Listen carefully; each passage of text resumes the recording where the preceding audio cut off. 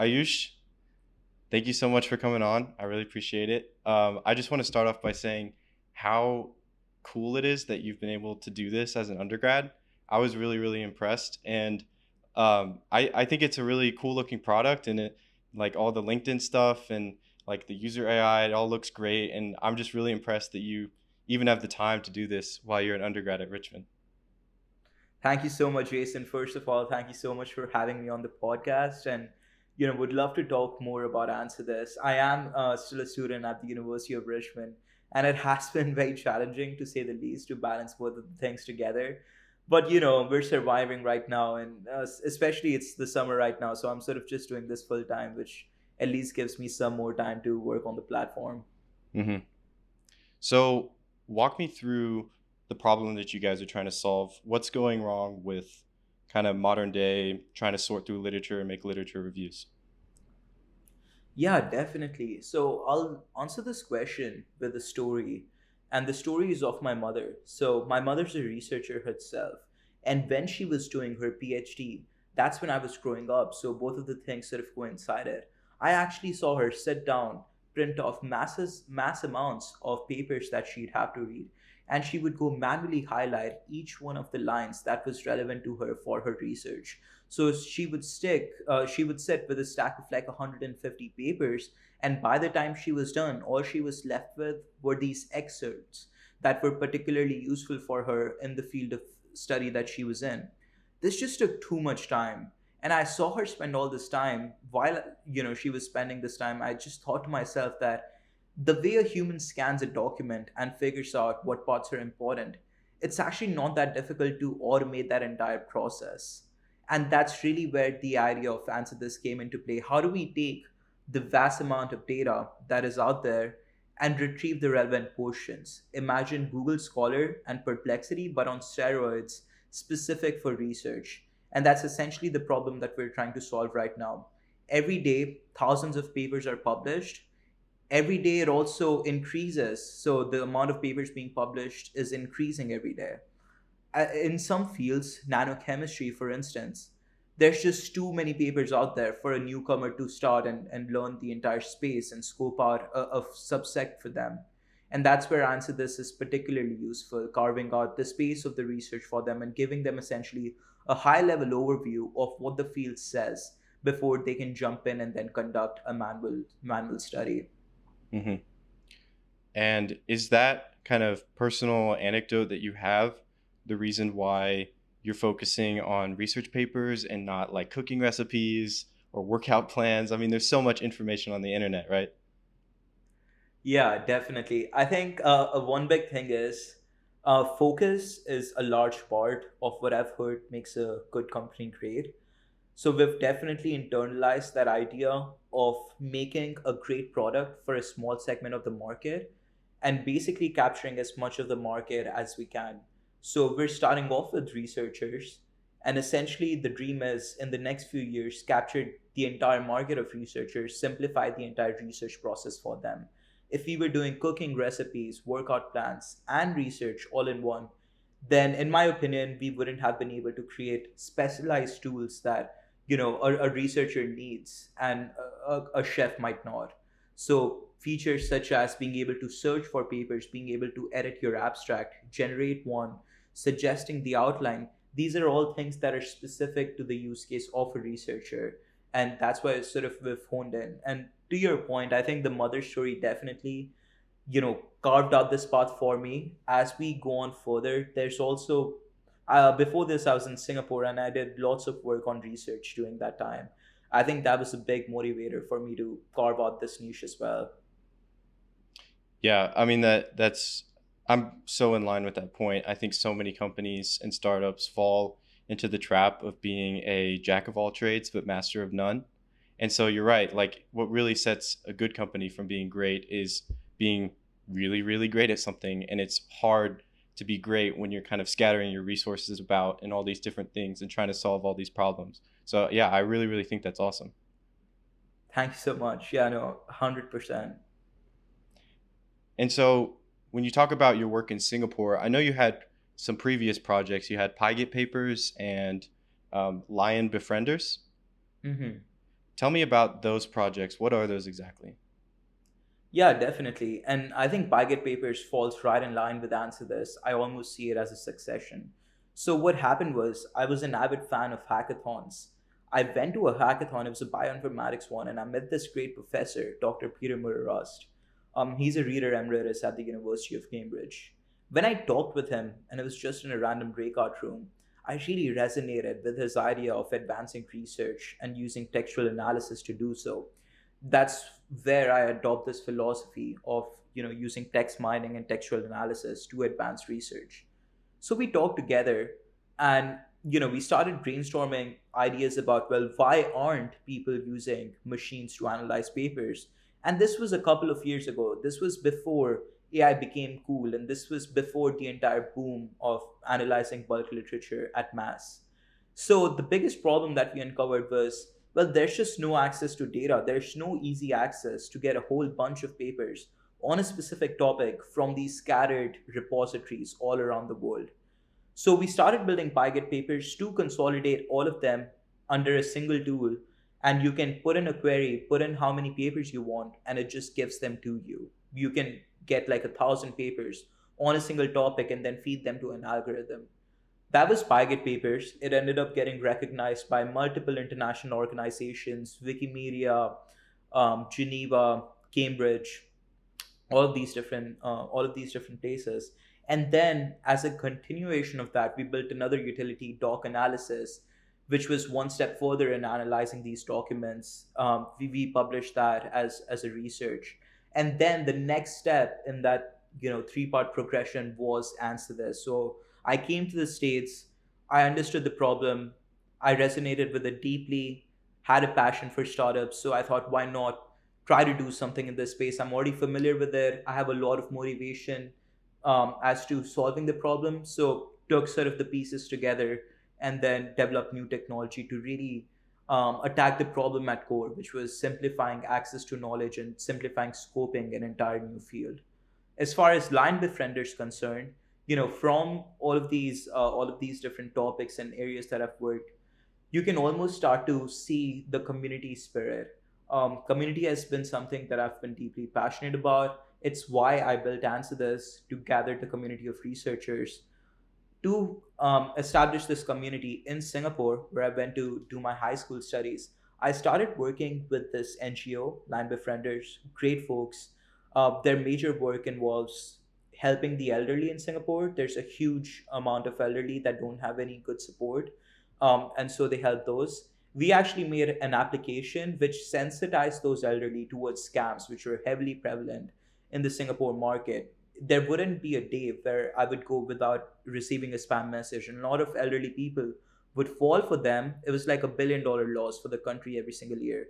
So we created an app that essentially guided them through the process of how not to fall for a scam. And we taught them using simulations and videos and all these sort of things. And we actually ended up presenting the software to the president of Singapore. So that was just a cool journey that I went down on, really trying to establish a community in Singapore. I saw that you had presented that to the president, and I thought that was really cool. Could you tell me more about that? Yeah, yeah, definitely. So I forget the name of the event, but I think it was called like Tech for Singapore or something to that token. Line Befrienders had a booth, and I was in charge of this particular software that we made. There were like three or four other products that we were displaying. For instance, it was a tablet for the elderly that ran the software. And so the president came and sort of went to each of the booths that those which were nominated, and then our booth was one of the booths which was nominated because of the technology we had created. So I had the privilege of explaining this part of technology to the president. And did you get any feedback? Did you get to talk to him at all? What did you learn from that experience? Yeah, so actually it was a her, the president of Singapore. But if I'm being completely honest, it was a very fast-paced event. So unfortunately, Mm. we couldn't discuss much, and that was near about the time when I was moving from Singapore to the States. But I'm sure the Line Befrienders team got feedback after the event, and they continued to improve the software. Yeah, yeah. I mean, I'm sure anytime you meet with a president of a huge city state like Singapore. I mean, you're not going to have that much time to be able to talk to them. Um, Yeah, and at the end of the day, right, the real feedback comes from the users, all of the different influencers, whoever might it be. It could be the smartest person in the world, but no one will know about the problem as much as the people who are actually facing the problem and whom you're making the product for. That's at least the philosophy that I've really believed and bought into. I really love that philosophy. That's yeah, wholeheartedly. I think that can apply to so many different things. Podcasting, developing really any type of product. You want to think about the people that you're giving it to, and you want to give them a good product. Yeah, So could definitely. tell me more about how exactly Pygate Papers and Lion Befrienders helped shape Answer This into kind of what it is today. You talk about this like progression that you went from Pygate Papers to doc analysis now to Answer This. What are some of the biggest lessons that you had in your past that you're carrying with you now? Yeah. So I'll take it step by step and go product to product. What were the main takeaways that I learned from each? Pygate Papers, I built Pygate Papers when I was just 16 or 17. And that was my first touch into production software. So I'd written code before. And obviously, I'd been to hackathons, but none of the code that I'd written was written in a way where I could say this is not going to break for years to come ahead. That's something that I needed to do while coding Pygate Papers because it would have to be a tool that's out there in the open space for anyone to use, and it needed to be robust enough to the point where other people could contribute to it, while at the same time it would just not break enough to the point where people were motivated enough to contribute to it. I think that was the biggest lesson that I learned while building Pygate Papers. It was really my journey of getting good enough in coding to the point of writing production code, and that came with whole set of learnings. A lot of them were technical, right? How do I make sure that anything that I'm writing can be contributed towards 2 years later down the line? If someone came in and started working on the project, how can I make it frictionless for them to just jump on and start putting new things together? So those were a whole lot of things that needed to be there for a nice quality production code. At the same time, though, it was my first time getting mentored by an individual who had a lot of experience. I'm very grateful to be mentored by Dr. Peter Murray Rust for those 2 years, and he's a great scientist in his field. But just talking to him, hearing about his passion for research, why he cares so much about improving researchers' lives, the entire stories of how improvements in research or the lack thereof shaped humanity. I think those were really the key moments that got me motivated to start working on this problem essentially full time and something that I look forward to do for the rest of my life. Hmm. I think these were key pieces of learnings that I got from Pygate Papers. When it comes to Line Befrienders, that was a completely different work environment, right? I was working in a more corporate sort of, even though it was a nonprofit, but it's a large nonprofit, so still sort of a corporate environment, learning how to work with different teams, taking criticism, taking feedback. And again, at the end of it, writing such a high value product that offers immense value to its users, that it would have the opportunity of being presented at places. So I think a lot of those things just coupled together and resulted in my passion for creating products that first deliver insane value, but also are made in a way that is user friendly, that is easy to upgrade, and that is maintainable. Hmm. And then came Answer This, where I took all of these learnings together. And these are fundamental components that I would say any product person needs to know: how to write production code, how to write code that empathizes with the audience, how to work on a problem and craft a solution that really solves the problem. And so I was really grateful to have all of these pieces from my past experiences that came together and Answer This journey. Hmm. Yeah, I think it's really amazing how you have the confidence to be the age that you are and say, well, I don't really care if I don't have an undergrad yet. I don't need a PhD. I don't need anything. Like, I'm just going to learn how to do this and then write code that works and deliver a product to people, and deliver a good product. I think that's just flat out amazing. Yeah, yeah, thank you so much. And a big part of this is also the barrier to entry, right? For anyone, any of the listeners as well who are looking to start something new. The barrier to entry for starting something new, in my opinion, is just determination and focus. If you're focused and if you're determined, no one is going to ask for your degree if you're creating an application or a product. When I put Answer This to the public and researchers started using it, their first question wasn't, who is the person behind this? I really want to know them. Their first question was, well, how do I use this tool and how is it going to deliver me value? So, if you truly believe that there's a problem that you care deeply about and you want to create a solution for it, all of the other pieces just become problems that you have to work through. Coding is one of them, right? You can even start without knowing how to code, spend some time learning how to code, or hire someone who knows how to code, and then that piece is solved for you. The rest is, there's legal complications, there's um, technology scalability complications, revenue complications. But if you're determined and focused, all of them just becomes problems that you need to solve through in this journey of creating a product for your audience. And I'm curious if you can trace back that confidence that you have and that mindset that like it's just determination and focus that's kind of the barrier of entry into these large projects. Can you trace that back to any certain event or certain experience? You mentioned mentoring earlier. Yeah, I think mentoring's a big one. The way I sort of look at it is a good mentor really helps accelerate your process of getting to the place where you want to get, right? Something that would have took you years will take you months if you have the right guidance. So mentorship in this space and being coachable and open to criticisms and doing what your mentor says is really important. Beyond that, I think just buying the idea that no matter what it is that you set your mind to, you can accomplish is such a huge shift. Once you realize, and I think Steve Jobs was the one who really said that first, all the great things around you that you see, all the problems that you see around the world, you have control over them. If you really decide to, innovate something, you can. Think about all of the revolutionaries: Elon Musk, Steve Jobs, Bill Gates, Mark Zuckerberg.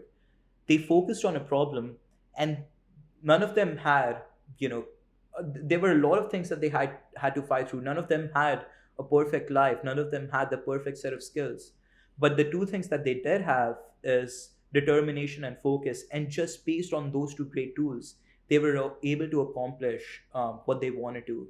So I think a big factor, and I've borrowed Steve Jobs' philosophy here, all the things around you are in control of you.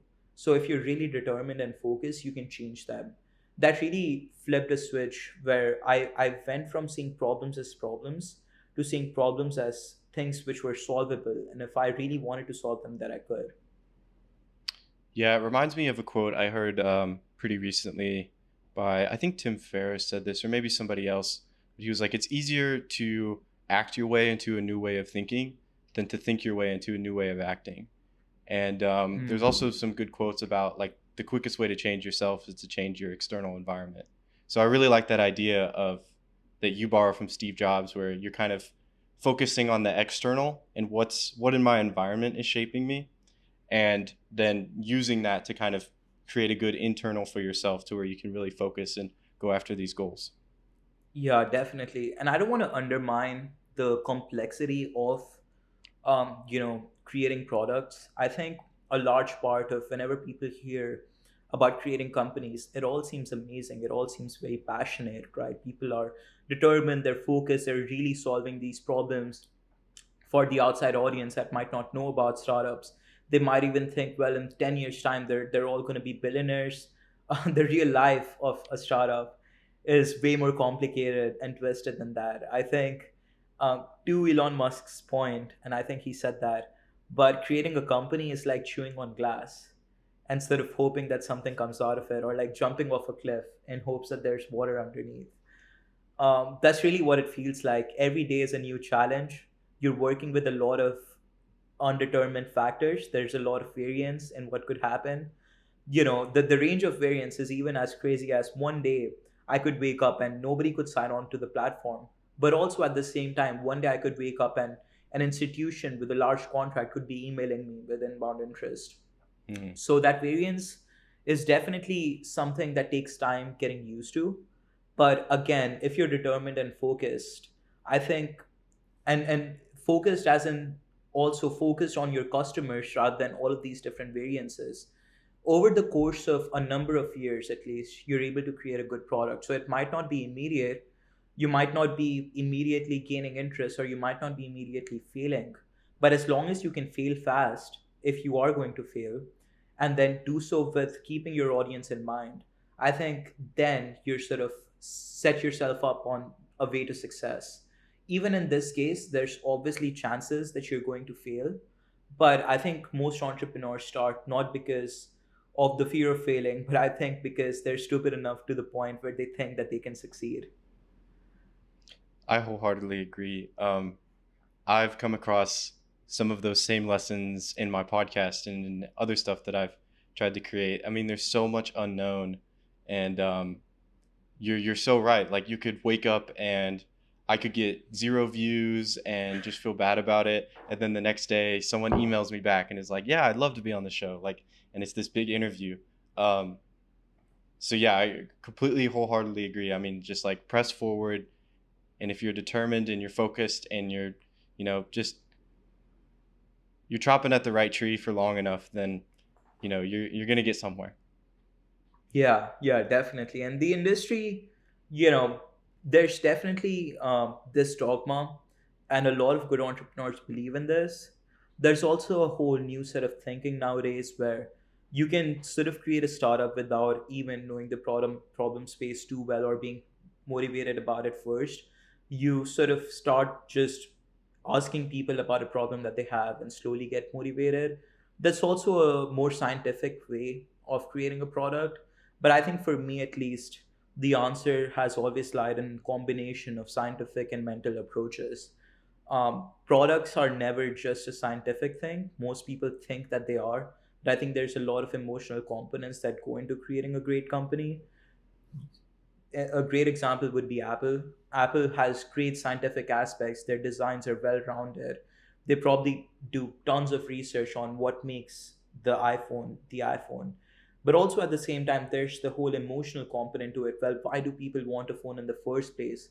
How do I use first principles thinking to really understand my users' emotions and then empathize with them using my own certain set of emotions, and how my emotions and my strengths and my weaknesses define the product trajectory that I'm going to go on. So I think for anyone who's starting out, really first understanding yourself, then understanding your audience, and then working towards bridging that gap using scientific methods of research and product creation is probably the best way to minimize risk. Yeah, yeah. So think about yourself first. What do I want to do? What gets me motivated? What makes me happy? And then think about the audience second. What motivates them? What makes them happy? How can I merge, you know, what brings me emotion to what brings them emotion? How can I connect those emotions? And then start to go into like, devils in the details, data analytics.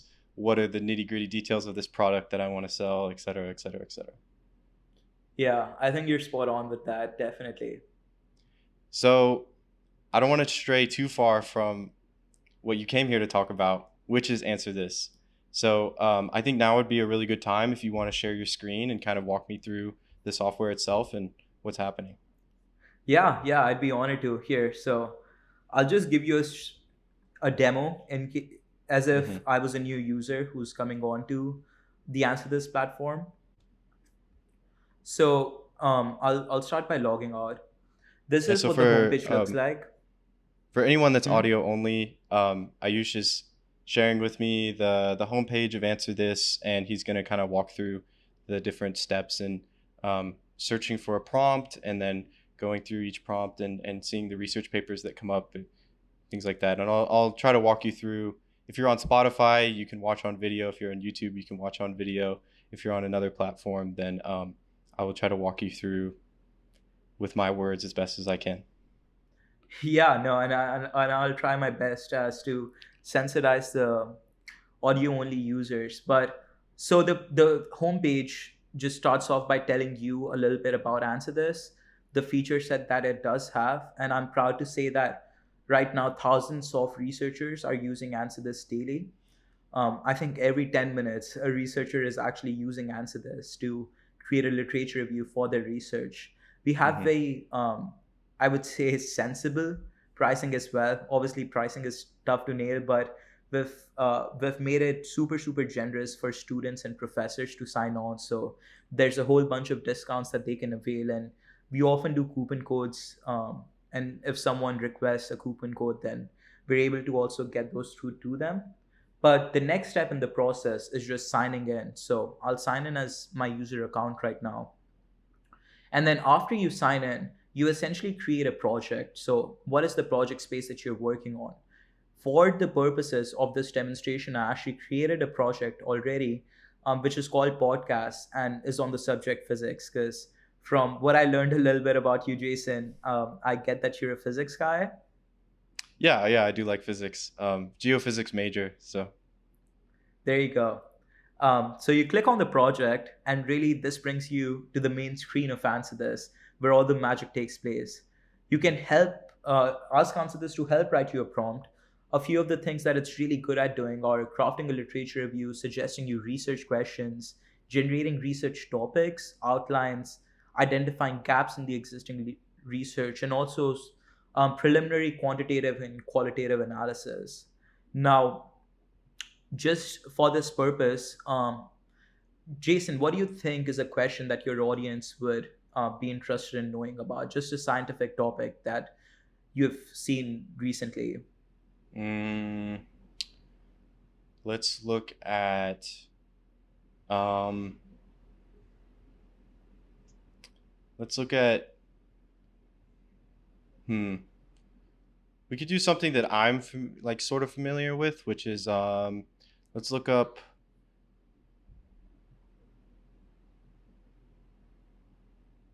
Enceladus tiger stripes. I think that would be a good one. All right, you'll have to spell that out for me. Yeah, so Yeah. Enceladus,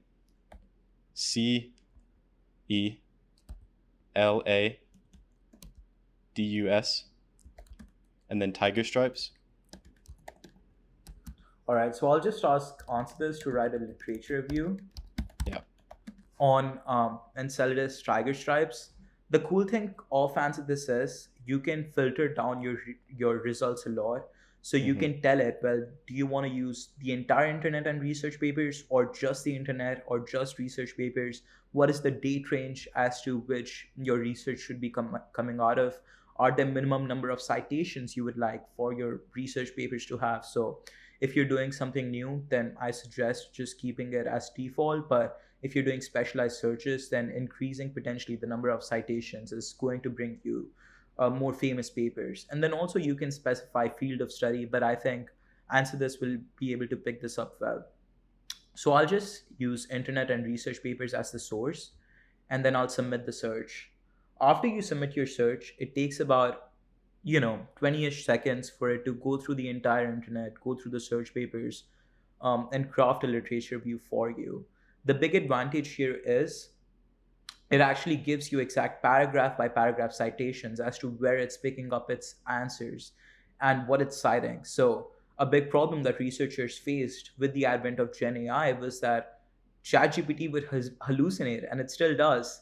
But AnswerThis, we solved that problem. It was a big challenge that we spent a lot of R&D on, but we've been able to work through that. Now you guys can see it has written a literature review on Enceladus tiger stripes, and I would love to know, Jason, if this literature review makes sense. Let me give it a quick read. Looks pretty good to me. I'm not super familiar on like exact numbers and exact depths and things, but I'm assuming it's pulling the text straight from the paper. Um, Mm-hmm. and so I, Yeah, and if you click on a source, you can actually see where it got its information from. mhm. So, there was a paper on subsurface fractures, tidal stress, um, and opening of conduits at the Damascus tiger stripes on Enceladus. And it's able to tell you, well, this is the place where I got the information from. So you can Mhm. actually verify the information right there, which, from what I've heard from the users, one of the biggest reasons as to why they use AnswerThis. As you can see, it has generated sort of a literature review that scientists are used to. It's almost a scoping literature view. And then there's also citations and references at the end, which follow, classic APA Chicago formats. Hmm. You can also take any of these sources and chat with them if their PDF is available. So we'll try to find, I think this one on, there was one another one, this one. They have PDFs available, so we can actually Hmm. chat with these papers. That's another big feature that we looked on our end. Sometimes, just for the audience, yeah, it fails because it says the PDFs there, but scientific repositories are not well maintained. That's actually something that we're looking to solve in the future. So it might not work sometimes. But yeah, that's a problem that I would love to talk about as sort of future direction for Answer This. Another feature that we're really proud of adding is search for papers. So you can essentially use Answer This technology that we just saw craft a literature view to actually search for all the relevant papers for you. Now, if I just type something like a particle accelerator here, it's going to look at all of the results that might point you in the right direction. And even here, you can specify the number of citations, field of study, databases, date of publication, all those sort of things. And now, what you can do is select the papers that are highly relevant to you, that you really like, and then add them to your library. Now, when you make your answer this search and use your library as a source, it's only going to pull out information from these papers.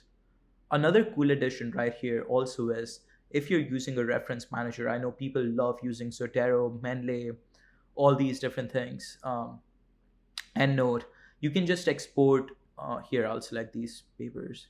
You can actually export .bib citation files right from AnswerThis itself. So you can find papers here and then add them to your library directly. And yeah, these are, I would say, the major features. You can Hmm. upload papers in your library. One of the things that I did was just took 200 papers that I had on a topic, put them all in the Answer This library, and then started asking questions from them using Answer This. So I found that that's also one very very unique case that was able to help me a lot. And then I think the last feature that I really want to talk about is actually our AI writer.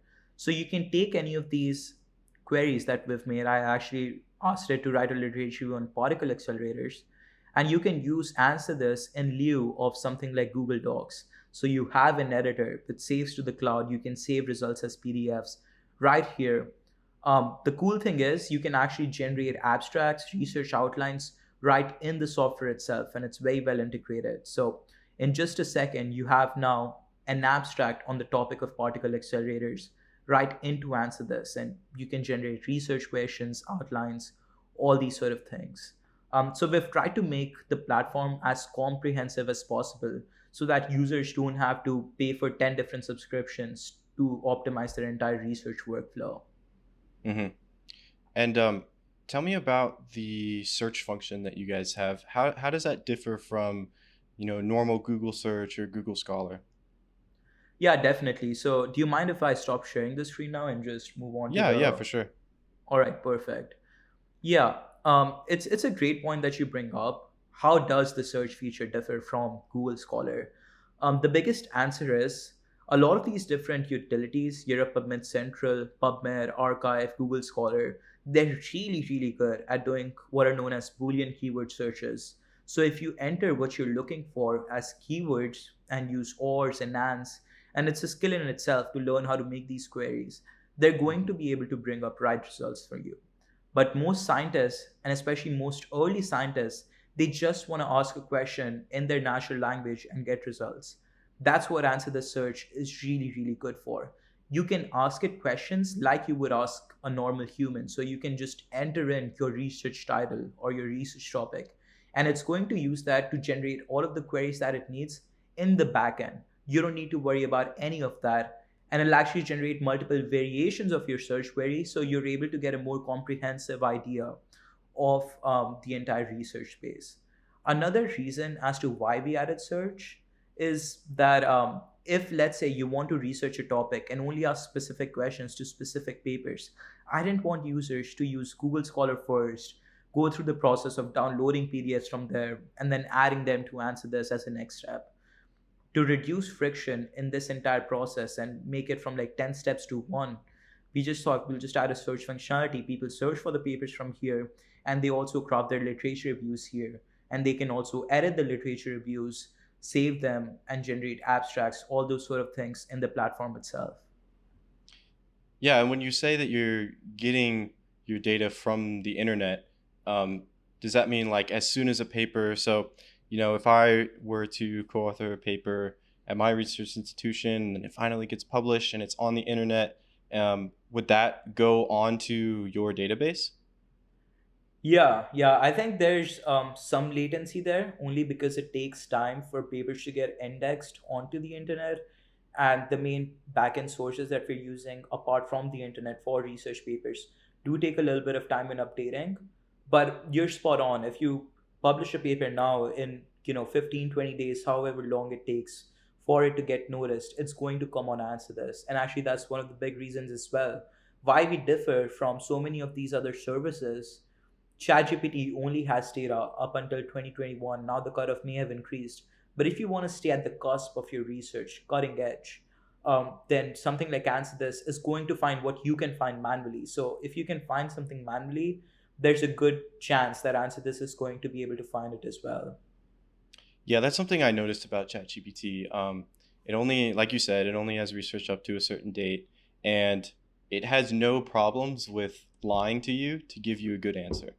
So, in some of the niche research topics that I've looked into, about like little ice caps in Canada that not a lot of people have been to, there's research on it. And so I'll ask ChatGPT, hey, like, can you give me some papers that I can look at concerning like X, Y, and Z about this ice cap? And it'll give me papers that just completely don't exist. And so I'll try to search them up on Google and they won't be there. And this was like a year ago, so I'm sure that like the paid version is probably a little bit better now, especially with all the developments. But that was something that was really surprising to me, and that I know some other people have dealt with that as well. Yeah, I actually talked to 80 researchers just recently as part of, empathizing with the audience, like I've talked about before. And that was something that almost all of them brought up. ChatGPT, even now, doesn't hesitate in lying. And that's something that we've been able to fix. So if Answer This gives you any links, and I can say this with like 99.9% assurance, because there's obviously, 0.1% chance that the sun blows up or something. But with a very, very high level of confidence, anything that Answer This outputs, you can check it right there. It's going to give you the paper that it cites right in the platform itself. But even if it makes any claims, you can look it up and see that someone else has said it before. So Answer This doesn't form any new opinions of itself. It doesn't. It won't lie to you to just answer a question. It will only repeat information to you what's already been said out there. So it might make the process of understanding that information simpler, but it's not synthesizing anything new. It's essentially doing a literature review on what's already been done on the topic. Hmm. And how exactly are you pulling up certain sources and then sorting them whenever you do, like, okay, I search for particle physics and then there's a paper that comes up at the top, there's a paper below. Is it based on, let's say, keywords, number of citations? Yeah, for us, you can obviously put in a citation cutoff if you want to only get papers after a certain citation number and then certain dates and all of that. The most important quality of a paper for us actually depends on what it's trying to say. So we don't necessarily discriminate on the number of citations or H index or stuff like that, but we do discriminate based on what's actually been said in the content that the paper is putting out. So if even a lesser famous paper that hasn't been noticed yet is talking about your problem space, then it's going to come up in Answer This. And that's actually one of the reasons why people have been able to discover articles that they never found out using traditional search methods. But Answer This actually focused on the content of the article itself. They were able to retrieve those. Hmm. And then what are some of the kind of sampling biases and different things that you're, actively trying to combat whenever you do have a search algorithm like this? Yeah, I think that's a really good question. A big, so not necessarily biases, but a problem that we had to work through for a long, long time was actually getting the citation piece of it right. We didn't want Answer This to just say which paper it's citing, because a paper in itself is a whole big thing that you can search through. We actually wanted exact lines that it's citing. So we had to work out an entire piece of, well, how do we ask a model to output correct citations, and how do we check those right in the model itself? That's a big piece of a technological struggle we had to work through, and we've been able to come up with a novel technology and novel way to solve it. The other piece, as you said, is, well, how do you get the right papers? And we've been able to solve that essentially by following the strategy of feed the model as much information as you can, try to give it to the model in the least resistance format, and then let the model figure out, well, what's good and what's not. By relying on these super smart models and giving them a ton of information, we've been able to achieve this unparalleled level of accuracy and provenance. If I were to put it in simple words, what we're doing is essentially taking a super smart generalist, which are all of these large language models, and making them domain experts by giving them all of the information that is to be found out about that domain and specifically on the problem that you're concerned with. Hmm. And so, how do you kind of weigh different papers and different discoveries, as far as there's a paper published in 2020 that has a certain claim in it that maybe a paper in 2022 disputes, right? And how does your model kind of pick between which answer is probably best? Does it give you both of them? Yeah, we've followed the strategy of giving both. There's still a component of randomness associated in the entire space. Sometimes, even if you're doing a manual search, you might not be able to come up with both sides of the arguments and find those out. Um, a s- it's a similar case with Answer This. It essentially follows the same process as a normal researcher does. So it looks up on the internet, it looks up on the paper search engines, gets all the papers. If it actually gets two sides of the same argument, it's going to state both. But as far as perfecting the entire process and tracing back through the citations and references is an active area of advancement for us. Hmm. And I'm curious about if there's any other features that you hadn't mentioned so far, because I know you've mentioned literature reviews and you've mentioned parsing through papers. Is there anything else? Yeah, so I'd say in the current version of Answer This, these are all the features that we've made so far. There's a Hmm. ton of features that are in the works. A lot of them super exciting that I would love to share. I think a big one that we're focusing on right now is actually being able to extract variables from each paper in specific rather than giving you a result that combines all of the different literature and gives you a scoping literature review. Well, what if you want to extract a certain variable or certain sets of variables across all the papers in your list? So you want an answer for all of them if they contain it. That's something that we're actively working on, is going to be one major area that Answer This goes into. And it's something that we've found out by talking to researchers. Hmm. Another big space is also, well, how do we get more accurate, right? How do we make the processes that we are doing already but transform them?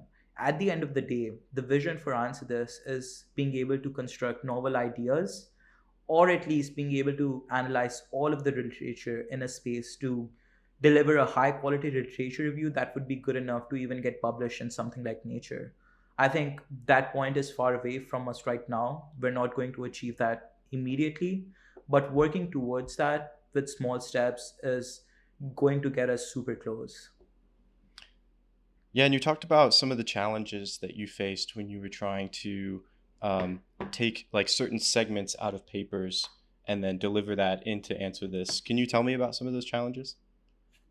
Yeah, yeah, definitely. A big challenge is just getting these models. So if you use ChatGPT, for instance, it just gives you text, right? There's no component of the text tracing back to certain places.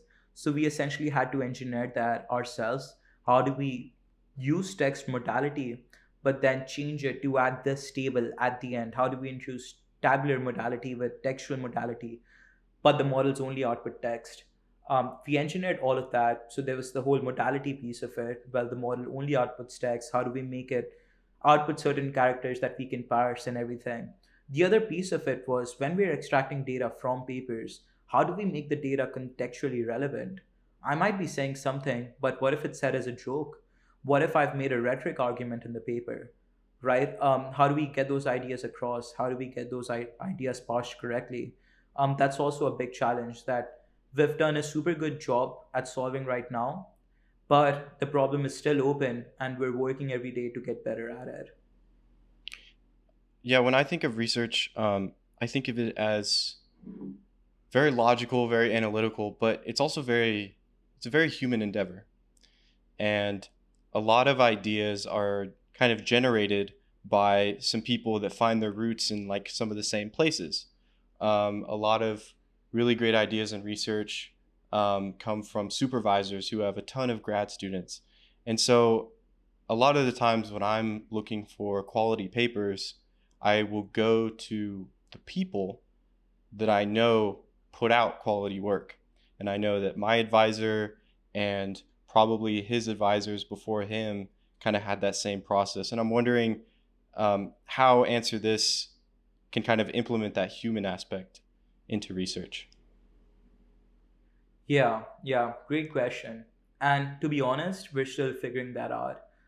This is actually something that a lot of researchers have pointed out to us. There's the whole human aspect of research. How do you replicate that using AI? The answer is that most likely we won't. There will always still be a human aspect to research, and we want there to be a human aspect. What we want to optimize are the non human pieces of it. All the grunt work that you have to do, we're looking to optimize that rather than necessarily making the entire field of research redundant. That's a big difference in terms of motivations and what we want to accomplish. I know a lot of different AI applications start out with the focus of replacing entire industries. Well, we're not focused on that. My parents are researchers. I'm a researcher myself. I heavily empathize with the research community. So we don't want to replace the research community. We essentially want to make their lives simpler. All of the work that they have to do in extracting data from papers, reading them to find specific points, if they have 1,000 papers in their library, getting a nice overview, those are the pieces we'd be looking to solve. And all the human aspects, we try to optimize them, but we'll never try to replace them. I'm curious what you would say to somebody who wants to play devil's advocate and say, well, I think that there's merit in the grunt work. Like, I think that printing out a paper and really sorting through it, going through every line, can really help you to understand things that you might have not fully understood or find things that you wouldn't have found otherwise. Hmm. Yeah, and to that person, and I love those kind of people, I'd say, well, you'd still probably do that process, but instead of doing it for hundreds of papers, you do it with a select few that you know are super relevant to you. I talked about this exact problem with one of the researchers, who became a beta user for AnswerThis. And what they said was time is limited currency, and researchers have a very limited quantity of time in between balancing lab work and scoping work and reading and writing papers. You can only assign so much time as to finding and doing the grunt work. What essentially happens is that you're probably going to miss out on information anyways if you're going through 100 reviews. There's a high probability that you might skip out on a line. If you're doing it using AI, you're probably first of all going to get a better overview because AI is repeatable. You probably won't miss out on as many lines. But also, even if you do, that's something that necessarily wasn't perfect in the human process anyways. But now you've took these $600 that you've probably would have spent and changed them into six instead. So the benefits outweigh the cost by so much that not doing it automatically just doesn't make sense in terms of economics of time and money. Yeah, I think that makes sense entirely. I think there will always be a place for, grunt work and really diving into the problem head first and trying to understand it. But you're so right. I mean, there's a lot of stuff that can be automated and more efficient. And I see these AI tools as something, as a really amazing supplement for researchers and something that can really raise the bar of the research that we're putting out. Yeah, definitely. Imagine machines, right? Machines optimized the entire way that we do stuff. Cars optimize that the way we travel. People could have said, well, I enjoy the journey that it takes me from going from place A to place B. I really love the feeling of a horse carriage and it takes me across places. I mean, it's the same argument. You'll probably get a similar experience with cars. You might lose on a little bit, but the benefits just outweigh the cost by so much that it doesn't make sense for you to still be riding on horse carriages. And horse carriages are still being used in places where there's a merit for them, and artisanal places and all of that. So I'd make the same argument with AI, Hmm. and in specific AI tools that are looking to supplement work. um, you are probably going to save a lot of new time, and with new time saved, obviously you won't need as many people, but new things will come up and entire industries will advance at a pace that we haven't seen since the advent of the industrial revolution. Yeah. Yeah. And I know you've talked about it quite a bit, but if you had to compile some of the key differences between Answer This and some of the other AI tools, and how exactly Answer This is outperforming those AI tools, what would those be? Yeah, great question. And the biggest competitor, I would say, in the market, although we don't necessarily view them as competitors, is Perplexity. I'm sure that everyone has heard of Perplexity till now. It's a great tool, don't get me wrong. I've used it a couple of times myself. But what we really tell to users is that Perplexity is good for finding information on a whim. But if you want accurate results that don't hallucinate and have that extra ability of accuracy and provenance, specifically designed for researchers and having kept researchers in mind, you should use AnswerThis. I've essentially used AnswerThis in lieu of Google multiple times. It takes me 10 Google searches to find the right thing. It's a difficult habit to break because I'm used to searching on Google so much, but I've always found the information using AnswerThis on just the first try. So it's the entire component of it's probably going to improve the entire process of you finding the right information, so it's going to take you less time, but also whatever it does say, at least you can have a certain level of confidence in what it outputs. With Perplexity, there's components of that, but essentially it's a fancier search engine, so it lacks the entire aspect of accurate literature reviews with exact paragraph by paragraph citations. And that's the area we've really honed into. So, just to recap all of that, I'd say Answer This is Perplexity on steroids. And if you really want your results to be accurate and something that you can use in academic settings, then you should probably go with Answer This instead. Hmm. And tell me about your library function a little bit. How does that differ from already existing kind of archival softwares like Zotero and other things? Yeah, and I would say Zotero is actually and Mendeley, they perfectly interact with AnswerThis. So we're not looking to replace those at all. But essentially, why library is present is that let's say you have 100 papers in your Zotero. How will you search through those 100 papers and find out the particular paper that you read 3 months ago? You know it contains something, but now you can't find it because you don't remember its title.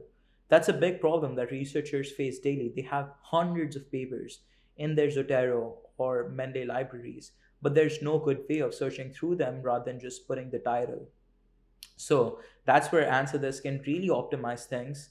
If you have 100 papers and if you want to know what all of them talk about, what all of them have to say for a certain topic, you can just put them in Answer This's library and ask them that question. Especially if you're writing something like a discussion or background in your paper and you want to really know, well, what has the previous research talked about my topic for, the library just becomes a good place for you to import the papers that you're interested in, organize them, and then have them be used by Answer This. So it's really the interface between something like Zotero and Answer This literature reviews. It's the middle step which helps bridge these gaps in an optimal way. Yeah. Yeah, I think that's a really good way to put it. I can definitely attest to my Zotero being absolutely filled with papers that you're right, I read 3 months ago, or I read half of it, or maybe I just put it in there because I said I was going to read it and then kind of forgot about it. And it can be really, really hard to kind of search through and find the relevant stuff when there's so much junk and crap in there. Yeah, yeah, definitely. And I think if you face that problem yourself, you should definitely try using Answer This to solve it. And I would love to hear any feedback. Yeah, for sure.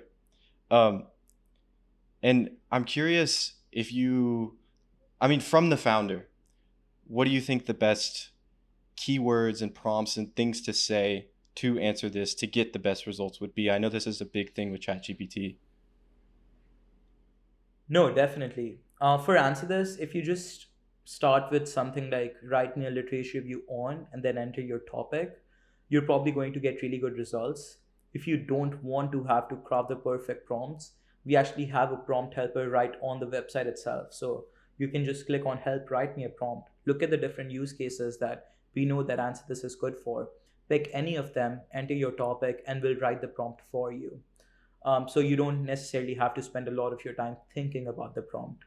And then another thing that I would say is just make two or three searches.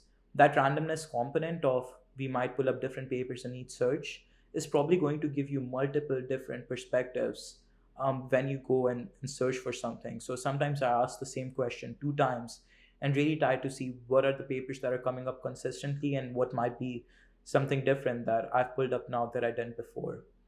And you know always check your sources. So even though I'd say answer this is 99.9% accurate, just go through and click through the sources. You might find a paper that you hadn't read before and it's super interesting. Chat with the paper, download it, save it, read it, and look at answer this as really a scoping search engine that gives you literature reviews rather than something that writes entire papers for you. Yeah. Yeah, I think that that's just a good rule of thumb with AI in general. Um, it's a lot like when Google came around or when smartphones came around. Like, there's a good analogy metaphor that I like to say, where it's like lazy writing back in the day used to be, doing a few Google searches, finding some good quotes, kind of repurposing them for your paper, copy pasting, and putting that together. And lazy writing now is using ChatGPT to write for you. So it's like the actual bar of our content has been raised, but the actual amount of time and effort and kind of methodical detail that you need to spend on something to make it really good is still the same. Yeah, and to your point, one idea that I want to change in the whole research space is that research is looked at something that takes a lot of time and is very, very time consuming. I would love for academia to take inspiration from industry and look at how to produce high quality research that is actually actionable relatively quickly.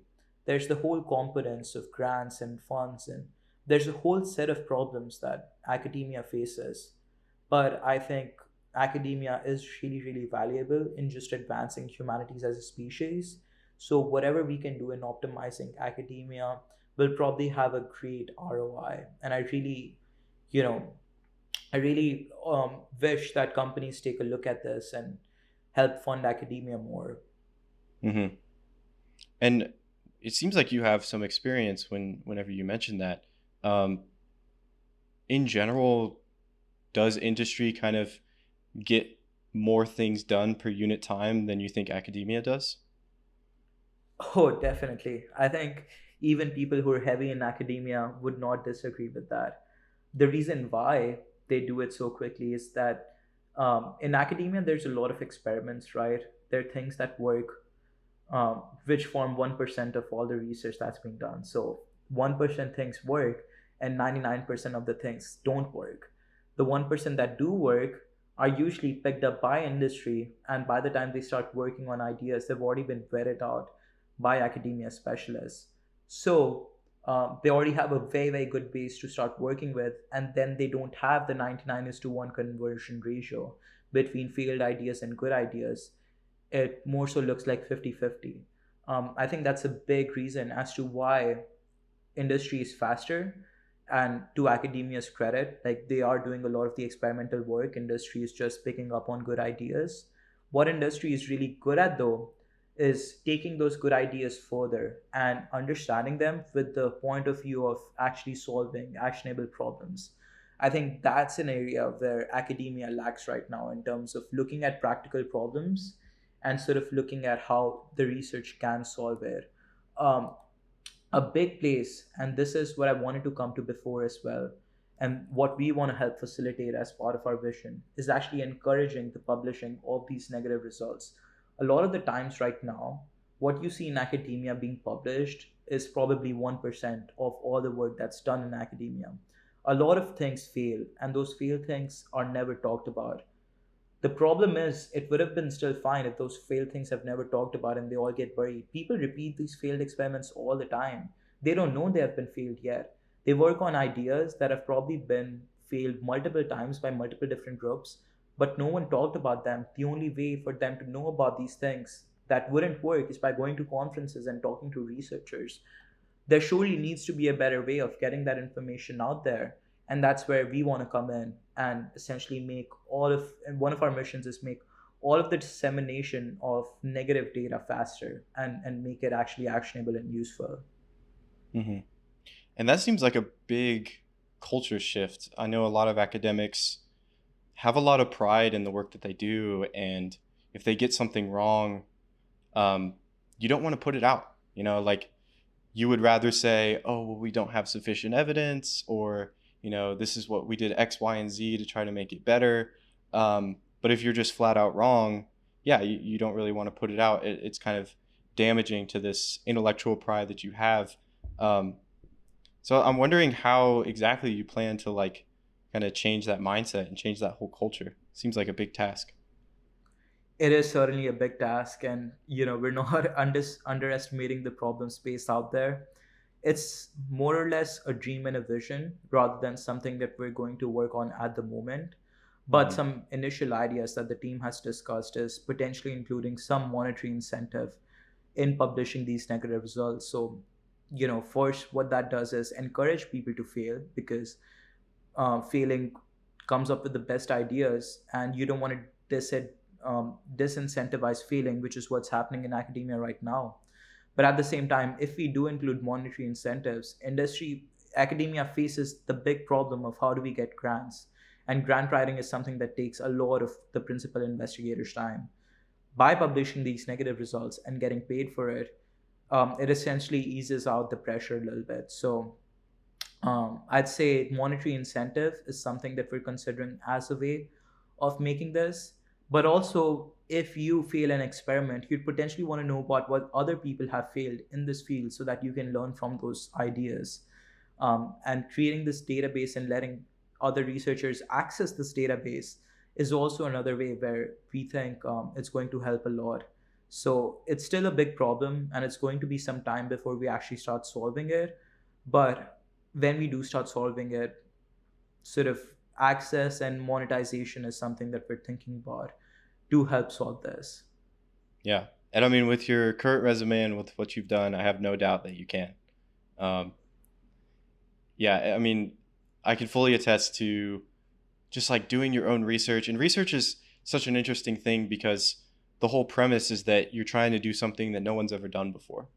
Hmm. And so you're trying to think about new ideas and you don't want to accidentally copy other people.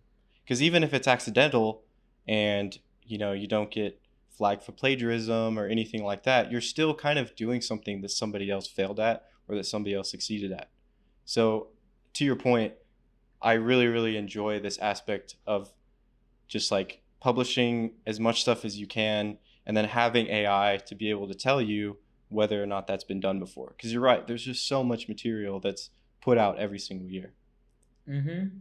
Yeah, yeah, and I'd say there's some merit to doing stuff that's already been done before, especially field experiments. But if no one knows about the failed stuff, it actually holds back science by such a huge degree. I mean, if you start thinking about it, how much faster would we have been in discovery of vaccines if we already knew, well, what are the ways where we could fail?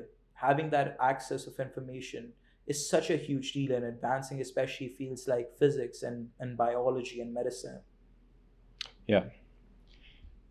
Tell me about the paid versus non-paid versions of AnswerThis? Yeah, that's a good point. And the free version essentially gives you a pretty good idea of what AnswerThis is capable of. You get the functionality of writing the literature reviews and doing that whole uploading your documents, searching through them in the free version. So you get a beautiful taste of what the capabilities of the system are. You can create up to 6 literature reviews and go through 10 documents using the free version. So we've included somewhat of a generous free plan. But if you do decide to upgrade, if you're a student, it's essentially $17 a month, and if you're not a student, it's $22 a month. And these are the costs that help us keep the server running and continue on this venture as a sustainable business model. As Mm-hmm. far as the features are concerned, when you do upgrade to the pro version, you get all of the access to stuff like libraries, searching papers, getting that AI assisted writing experience, and everything, and all of the new things that we push out eventually. Yeah. And I'm curious what the ChatGPT pricing is for the ChatGPT 4.0 and how that differs from yours. Yeah, so ChatGPT is $20 a month. Mm. That's just a flat rate that those guys have. So we've really tried to position ourselves similar to ChatGPT.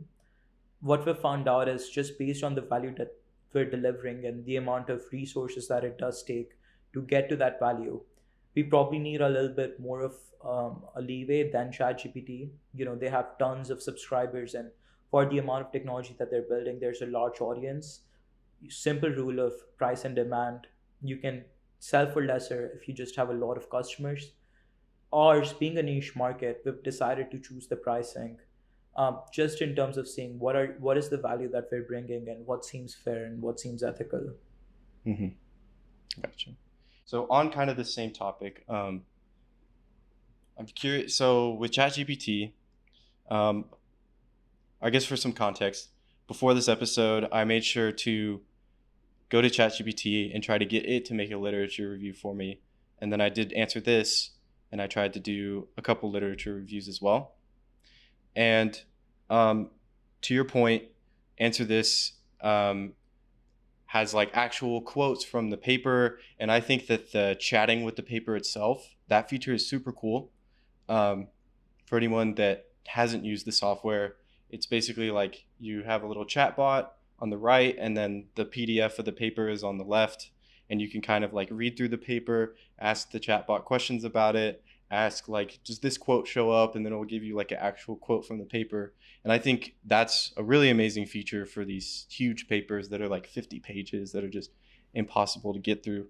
Um, but I noticed that out of like the huge database of papers that you guys are um, pulling from, whenever I request a literature review, I'll get anywhere, anecdotally, I got anywhere between like 3 and 7 papers. And I know for the questions that I was asking, there is a lot more literature out there. So how do you determine, you know, the limit at which like how many papers are included in the search results? Yeah, great question, Jason. And it brings up to the point of, well, what are the active places where we're trying to figure out stuff? So just being a new company, there's a lot of different aspects that we haven't fully figured out yet. A big part of that is how do we try to cite as many papers in the space as possible? And it's sort of going back to the idea of creating this full paper using the platform itself. As far as how we decided right now, the simple, honest answer is we leave it up to the model. We give it as much information as we can about a topic, and then essentially the model picks out what does it need to answer those questions. So there's no set hyperparameters on a minimum or a maximum amount of papers that it needs to cite. Mm-hmm. As far as how it's going to change, though, as we work on this product across the next several years, is that at the end of it, we want it to be able to cite all of the topics, all of the research papers on the topic, or at least hundreds of them, and really try to create an entire literature review for you. So it's going to be an active problem that we work on. But to answer your question, yeah, right now we leave it up to the model as to how many arguments that it thinks needs to be cited in an answer to make the answer relevant and be able to answer your question. I think that's a really, really cool vision. An AI that can cite hundreds of papers. That would certainly be many, many times greater than any other AI tool I've come across, and um, frankly, pretty amazing. I mean, you're basically generating a Wikipedia page um, that has like real backing and like real scientific literature. That's pretty cool. Yeah, yeah, definitely. It's almost similar to Perplexity pages, but essentially instead of creating just a web page or a home page for your search, it's actually going to create an entire paper instead. So starting with the introduction, background, abstract, citations, all those sort of things. Hmm. And I'm curious how you plan to keep this like kind of there's a certain difference between AI and human writing. And all the people that I've talked to, researchers and just normal people, and then myself included, definitely see a big difference between AI writing and human writing. And there's a certain level of like you were saying, like this emotion, this feeling that I can like empathize with you, and I can like convey how I feel, like analytically even about this problem. And there are a lot of emotions involved in kind of analyzing this problem. So with the writing aspect itself, how do you guys plan to kind of strike a balance between, optimizing for really efficient AI writing, but then also keeping a bit of this like human emotional side of the writing itself intact? Great question. And I want to go back to Sam Altman from Y Combinator's and now OpenAI's quote on this. If you're an AI startup, you're probably going to be left out if you try to work around the current limitations of the models, but you really will succeed if you work with AI, keeping in mind that AI is going to become smarter. That's almost the approach that we're taking. Whenever models advance, it doesn't necessarily hurt us, but rather help us a lot. So when the next version of GPT comes out, when the next set of LLM research advances, I think these are open questions that they will solve and we will utilize rather than us solving and having them utilize it. So in a way, we're essentially relying on academics in this space to come up with the innovation that's required to answer this question. It's a great question because it's an open one and everyone's figuring this out. But the good part for us is that so many different people are trying to figure this out that we can just focus on delivering the best value for researchers and let the experts in the LLM space solve this problem for us. Yeah, that's a great way to approach it. I'm also curious about the relationship between kind of accuracy and precision when it comes to the papers that you're delivering. So when I think about it, I think, okay, the information that I'm being given is probably very accurate because it's being pulled straight from the paper. There aren't any lies about certain quotes, like whenever answer this is going to give me something, I can highlight that, control F, and find it in the paper. Um, but I'm curious about like, at least from my research with like Thwaites Glacier and West Antarctica, it's so niche, yet there's all these different aspects of like, and all these different approaches to the problem. And and so someone might be talking about, I'm going to go into a little bit of geology jargon, so just bear with me. Someone might be talking about sediments under the ice. Another person might be talking more about like friction between the ice and the bed as it's sliding down. Someone else might be talking about, oh, well, there's like all this Rift Valley volcanism that might be melting some ice. And so there's all these like different approaches to this very niche problem in general. And when you pull up only like a few papers on a subject, you might be only focusing on one aspect of that niche problem. So while the information you're getting is super, super accurate to those papers, you're, looking through a keyhole almost. And I'm curious how you plan to kind of avoid that problem. Great question. I'm happy that I've got an answer for this because it was something that I was trying to figure out a long time ago. But I think I'll first talk a little bit about how I came up with the solution and how we're working on it. Well, we came up with the problem first of all because we talked to all of these researchers and they highlighted this, right? Usually, when they're looking for information, they're looking for a certain data point across hundreds of papers, methods, and you talked about the different approaches. 100 papers are probably going to talk about five or six different approaches, not necessarily just one. So they want to study that data point across all the papers rather than just some of the papers. So we understood the problem space, we talked to researchers, we really looked at what is it that they're actually inquiring to do, and we designed the library with this function in mind. So let's say now, you want to study 100 papers on your certain topic. You can ask Answer This to search for papers on the topic, get the 100 papers or the 50 that you really believe in. You look at them. You can add all of them to the new unreleased feature that we will be releasing soon, and then you can track all of these data points across all of the papers. So if, let's say, you're interested in knowing about methods or approaches that papers are taking, you can just describe what you're looking for. And instead of giving you an answer that might only cite seven papers and is highly accurate, AnswerThis is now going to give you an answer that's highly accurate per paper, but it's super precise across all the different sets of papers that you have. So you're essentially going to have the power of AnswerThis, but run on each paper at once in parallel. So the end output might be something like an Excel or a table where you're able to see the paper, you're able to see the quotes that AnswerThis used to answer the problem. That's something we never want to give up on. It's one of our foundations, the provenance piece. But then for each of the things that you want to learn, you'll see the answer across all the papers. And if a paper doesn't really say the answer, then it's going to say that this paper doesn't talk about this exactly, but this is what it says instead about the overall space. Hmm. And if I was an academic and I wanted to actively talk to you and work with you on this idea because I really like it, what would be the best way to kind of go about that, and the best way to kind of like insert some of my feedback and get something back from you? Yeah, I'd say sign up on Answer This, right? Everyone who signs up on Answer This gets a weekly newsletter that I personally write. And anyone who replies to that, I mentioned this in the newsletter as well.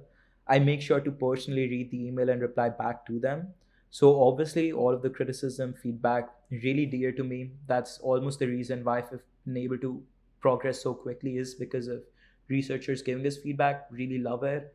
If you just sign up on Answer This, I'll send a newsletter. You can reply to that directly. But also a more quicker way of going about the same thing is, if you go on to Answer This, there's an entire section of contact us. Um, a part of it is just booking a meeting directly. You can click on book a meeting and pick up a time on my calendar. Always happy to talk to researchers and talk directly there. But if you fill out the form in itself as well and send me an email, I'm going to reply to that, and I read all of those responses. So all of that is to say, either you sign up on the platform, which you should just do anyways, and explore it, or you can just go on the contact us page that we have on the website and reach out to Hmm. me directly from there. You can even book a time on my calendar. Got it. Yeah, it's really awesome how involved you are with the project. Um, I mean, you said you're working full time, and if I, you know, I mean, I'm not like a full academic. I just do kind of undergrad research. But even in the stuff that I do, I think it would be like, if I wanted to use this software, it's amazing that I can like personally send an email to you and that you would read it and then respond to that and really like value my feedback. And that kind of goes back to what you were saying with like delivering a good product for your customer. At the end of the day, it's for the customer. And I think that's something that you really have over these tech giants like OpenAI and other people who, if someone has a criticism of them, good luck talking to any senior administrator or CEO of that company who can really make decisions about it. Yeah, yeah, definitely. And I'll give you an example. One of our dear researchers who I've actually engaged with, yeah, there's actually a few Answers users whom I've engaged with on multiple occasions. There's some that I talk to all the time, and they always reply to my newsletters because, I'm heavily engaged, heavily engaged with the user base. But they requested a copy answer feature. They were like, Ayush, I have to, select all of it. Sometimes the formatting messes up. I need to import all of these into my Google Docs or Word anyways. Can you quickly add a copy answer feature? We were like, sure. And we added that. Another feature that we added based on user interest was exporting to bib files. Ayush, I need to export all of these great papers that I find and add them to Zotero or Mendeley or all of these different softwares that I'm using myself. How do I do that? Well, we added export to a bib file, which you can just directly import into any of these softwares. You can just drag and Hmm. drop that file. Another one was the entire aspect of projects, the project structure that we have. Earlier, if you created an answer this query, all of those would be just shown you together. There wouldn't be any differentiation. But some users used to answer this so much that it took them a long time to find the previous query that they made. They're like, can we create it in a project structure instead, where I have queries per project? And then we facilitated that feature as well. So all of that's to say that if any user does give me feedback and if the feedback plays into the product, then we are going to implement that. Hmm. And f- shifting our focus from the criticisms, tell me about some of the good things that you've heard back from users. Yeah, and it's always a double-edged sword, right? A lot of the criticism comes with the great feedback. And one sort of feedback that I've heard across the user base is that all of our users know about all of the different apps in the space, right? There's Consensus, Illicit, a whole bunch that I could list off at the top of my tongue. They've preferred answer this to all of them due to its capabilities of being accurate and having that whole component of going back to the original papers. Accuracy is, accuracy is a big thing that academics just can't compromise with. I mean, at the end of the day, they're putting their integrity on the line if they believe in a software. So it's really, really, really important for a software to be accurate in this space. And they all love answer this because of that. I've had multiple emails saying, and some of the testimonials you can even read on the website, they used like seven different AI researchers before coming on to answer this and deciding to upgrade and using this as part of their daily workflow. A big reassurance that they have as well is that if something doesn't exist in answer this yet, and if they really want to have it be integrated, it'll only be a couple weeks before they request the feature and it's actually out and pushed onto production. So we move really fast. And for all the other competitors, they should beware because we'll probably be staying on the cutting edge for a long, long time just because of how fast our team moves. So in between a new advancement that comes out and us actually implementing it, the delta is super small. And that's also something that I've heard as a very good feedback across the user base that we have. We didn't have chat with papers when we started off. We didn't have library. We didn't have search for papers. But we added those in the little amount of time that we have been alive. And I think users really appreciate that a lot.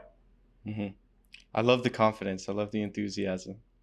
Really going after the competition. I think that's really great.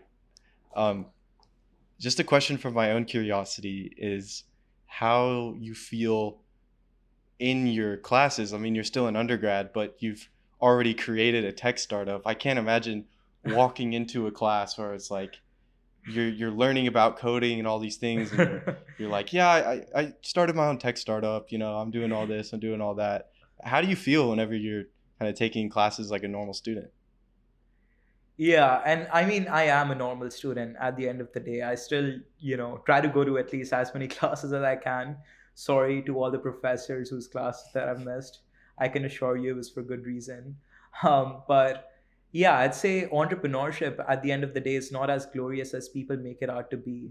I sometimes envy my friends in corporate only because entrepreneurship is like chewing on class. Whenever I walk into classes and I have this startup in my head, there isn't a rhetoric that, oh, I'm doing something revolutionary great, I'll be super super rich. That's not the rhetoric that's going around in my head. The rhetoric that's probably going around my head most of the time is that how can I utilize the information that I'm learning here and try to find a way to incorporate it into answer this so that I can minimize the risk and it actually becoming viable. Hmm. So it sort of talks about how entrepreneurship is different as to how people look at it versus as how founders look at it. A lot of uncertainty, a lot of just minimizing risk.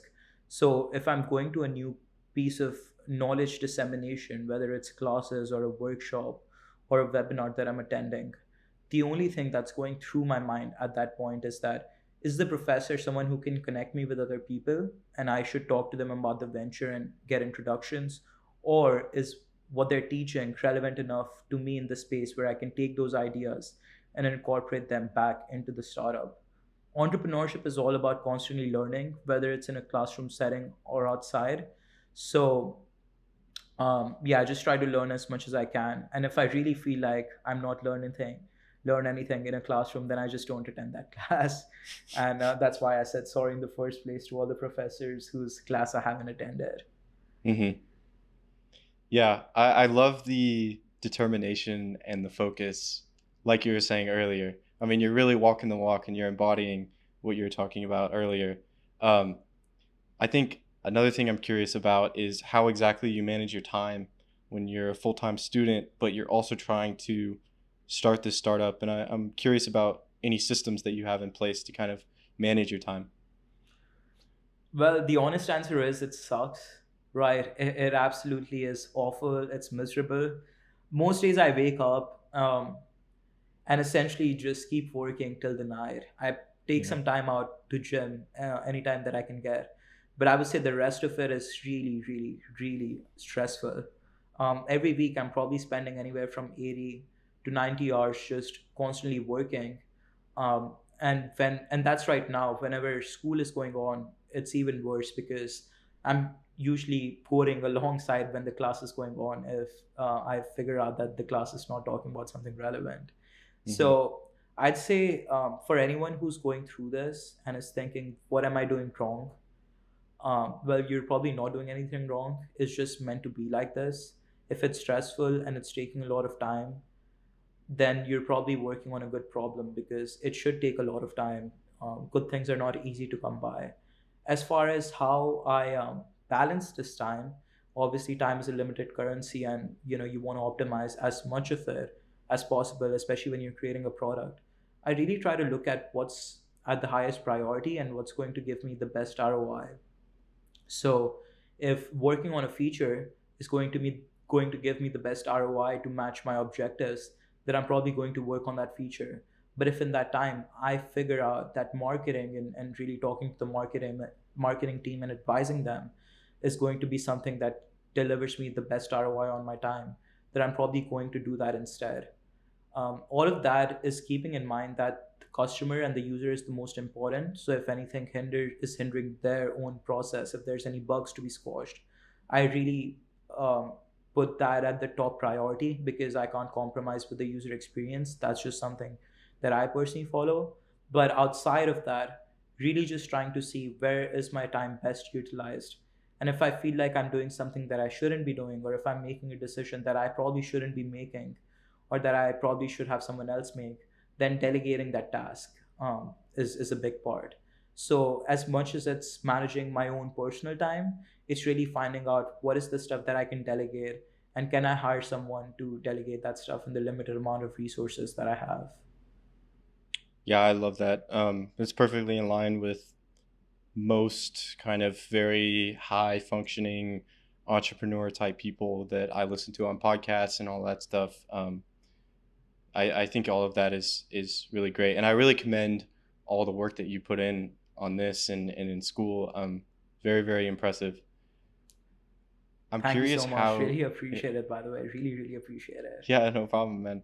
I understand the struggle. I mean, I've had similar weeks where, I'm trying to be a student full time and keep my grades up. And I mean, I noticed you had an amazing GPA. You've probably gotten like one A minus in all of college, Yeah. um, Yeah. which is better than I can say. And yeah, I just think it's amazing how much you're doing, and I can relate to you on some aspects of that, especially with like podcast grind and trying to also do some research like in the school, like learn about the field that I'm in while also maintaining my grades. And then also your physical health and your mental health, because really, if you don't take care of that, then all these projects are worthless. I mean, you're going to crash and burn and you're not going to stay consistent. So Mm-hmm. I'm curious about how you try to manage burnout and if you have any experience with burnout with the kind of workload that you have. Yeah, yeah, definitely. My co-founder actually doesn't believe in burnout, and I really commend him on that. He just keeps working, sort of like a like a train, and his passion is something that I'm trying to work towards. But I would say burnout's a real thing, at least in my opinion, right? If you're working super hard, more than even burnout, a problem that I want to highlight is silo thinking. Sometimes your ideas, and a big part of what I actually think about is what I think about. So I try to think about what am I thinking about, what are the ideas that are surrounding my head, really trying to. Human brain is so powerful, right? Like just think about all of the visionaries that have ever existed. Their thoughts and their ideas shape the world as we see it now. So the human brain, I almost see it as this powerful weapon and this powerful vessel that I can use, powerful machine. How can I input the right things to it? Looking at it sort of analytically. So a big part of it is thinking about the right things. It's going to help you prevent burnout because your brain, you're conditioning it, you're adding fuel to it, and all the knowledge that around you is fuel. But at the same time, you don't want to be constricted in silo thinking. If you're working on a thing for a long time, and if you don't divert your brain from it and try to find inspiration outside of it, you might just think that you know everything in that field without actually knowing everything in that field, and work on ideas that are too similar. So great ideas are always out of the box a lot of the times. You want to make sure that you're spending as much time thinking about the idea as much as thinking about the problem, and then as much as not thinking about the problem or the idea but just thinking about different methodologies, technologies, things that interest you. Albert Einstein is a great example. He was a great scientist, but he was also a very good musician. Nobody probably thinks about that, but he was, right? And the same applies for a lot of different visionaries of this time. You can't just keep working all the time. A farmer, for instance, or anyone else, you might work hundreds of hours, but the amount of output might be limited in what you're able to achieve. So, as much as it's not the right thing and it's not fair and all of that, success is not directly correlated with the amount of hard work you're putting in. You can put in 10 times as much hard work today, but it probably will not succeed in 10 times as much success that you experience today. Over a long period of time, obviously, the harder you work, the more successful you're going to be, but it's not a direct correlation. So you should really think about how can I optimize the personal amount of output that I can achieve, and how do I surround myself with the right people and everything. But also, how do I take enough breaks so that I don't find myself going into silo thinking, and every time I am thinking about very limited and constricted ideas, really telling myself to break away from that cycle, take some time off, and then come back to the problem. I think is really important. As far as burnouts are concerned, I thought that I was feeling constricted yesterday in terms of the ideas that I was having. So I took some time off yesterday, and came back to everything today. So all of this is not to say that you can't have fun while working really hard. If you think spending 2 hours in a day, or 3 hours in a day, or maybe even 3 4 hours in a week is probably going to make you efficient for the rest of your time, then spend those 3 or 4 hours every week in doing something fun and exciting so that the rest of your time gets optimized. I know it was a long answer. Sorry for going on a rant, but yeah, super passionate about this sort of biohacking topic. Hmm. No, I think that's a perfect answer. I think you went into amazing detail. And there's a lot of stuff that I can kind of relate to and also glean from that. You mentioned Albert Einstein and how he had his music and his instruments that he could play as kind of his muse and the thing that kept him going. And I'm curious what your music, so to speak, is. Yeah, I'm still trying to figure it out. I enjoy physical activity. Try to go to the gym as many times as the work allows. But outside of that, really, I've been coding all my life, and in my free time, I actually used to code on random projects when I was in school. So in school, coding was my music, but now coding has become my full time job. So I really don't know what my music is. I guess it's working on other stuff, working on other side projects other than Answer This. I'm still probably coding most of the times, but I'm not coding on Answer This directly. And also the Hmm. stuff that I'm doing is changing a lot. So it was a lot of coding in the past, but now that I have a team to support me, my responsibilities are changing from being the chief coder who's making the platform to now being someone who like has to manage a team and has to look at stuff like recruiting the right people, managing the cash flows, and all of that. So in my free time, I'm also reading books to help me learn some of this stuff. A great read that I just ventured down on was, I think, um, Founders and Failures, something along those lines. And I can send you a link later, and you can maybe include it in the podcast. But it was from the Hmm. founder of Moz, which is a great SEO platform. Yeah, just reading stuff like that really helps me learn from different people without necessarily talking to them directly. And it goes back to the idea of surrounding your mind with the right thoughts. If you're reading books and if you're consuming the right kind of information, your mind subconsciously is borrowing ideas from the places of these where these people came from. Yeah, I completely agree. If I had a book to recommend to you, it would be something that I just learned about in a podcast today called The Effective Executive. Oh wow. Um, it's a pretty old book, but it has, or Tim Ferriss gives it all the green flags, and I think Tim Ferriss is like a really great example of a biohacking kind of entrepreneurial, really successful guy. Um, so yeah, effective executive. If anyone's listening to and is interested in this kind of stuff, I mean, I'm assuming if you haven't clicked off, you probably are. It's probably a good read. I like um, I like the 4 Hour Work Week as well. That's a great Hmm. book. How to Win Friends and Influence People is just great for kind of people skills, and kind of segues into my next question. I am curious about like how you've kind of, because so much of entrepreneurship is people skills, and a lot of the time it's almost more about who you know rather than what you know. And I think there's always a balance, and what you know is very important, but um, forming relationships in business and in life in general is so important. And to start a company like Answer This, you've had to form relationships and talk to people, have sales pitches and things like that. So I'm curious how you've kind of developed your social skills as you've gone on in this journey. Yeah, good question, Jason. There's almost two sides to this answer.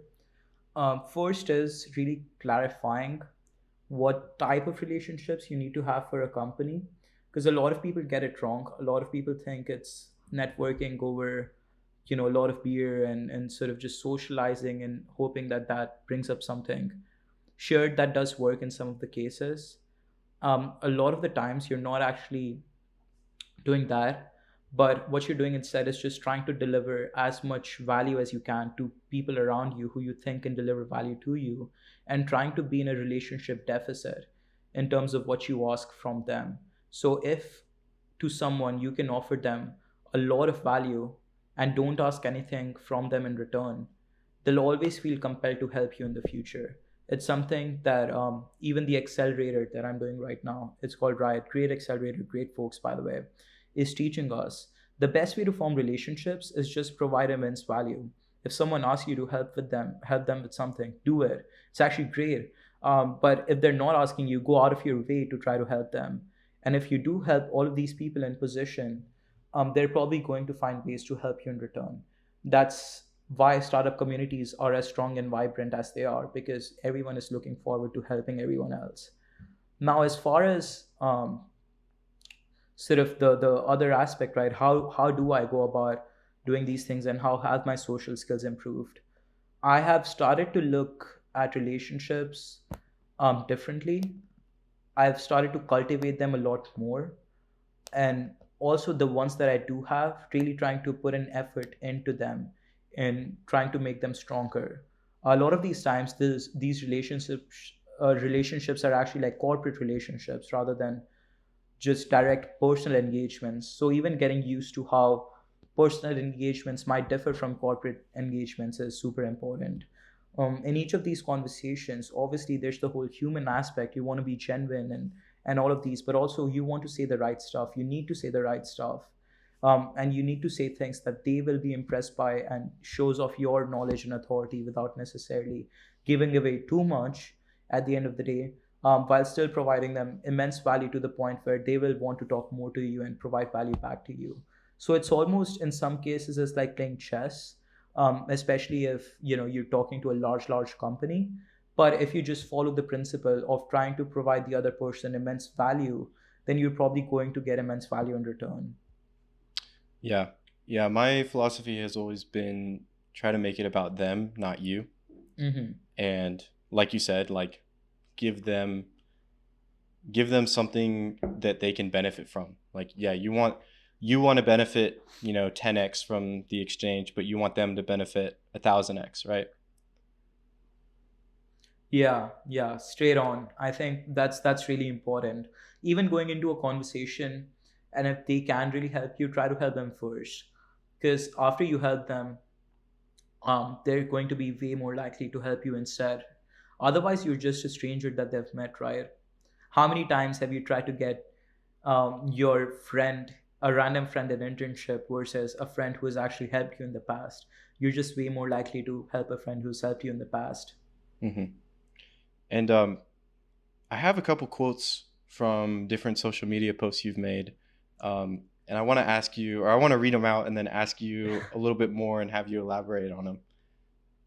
Hopefully I haven't said anything too crazy. I know sometimes, especially on Twitter or LinkedIn, have some hot takes. Yeah. Yeah. I mean, that's like, I didn't see anything that I openly disagreed with. And I could be pretty skeptical. So you passed my test, so you should be good. Um, so the first one is investors don't care about your life story unless they specifically ask you. You're buying every 15 seconds of their time, so they better understand what you're pitching from the get-go. Wow, yeah, this is a good one. You had to probably dig deep to find that, but 100%, right? If you're talking to an investor, think about what they're looking after. Their entire motive is to get 10 times on the return that they're putting into you. So the biggest thing that you want to do first is try to explain them the deal that you're bringing on with you. A lot of the times they don't care about personal stories is because they've heard so many good ones. Obviously, after the first conversation, after they have some interest, you can tell them about your life and everything. But in the first meeting that you have with an investor, you are really trying to buy the next 15 seconds of their attention span. And you need to structure your entire pitch around that idea. Because if you don't, they're probably going to just shove you off and ask you to send the pitch deck over on email. So definitely agree with that. And I think it applies to even normal conversations as well. Unless someone's really think about what the other person wants to hear and structure your ideas and thoughts around what they want to hear and sort of use that lens as forming your narrative. Hmm. Next one is make sure you're married to your problem, not your idea.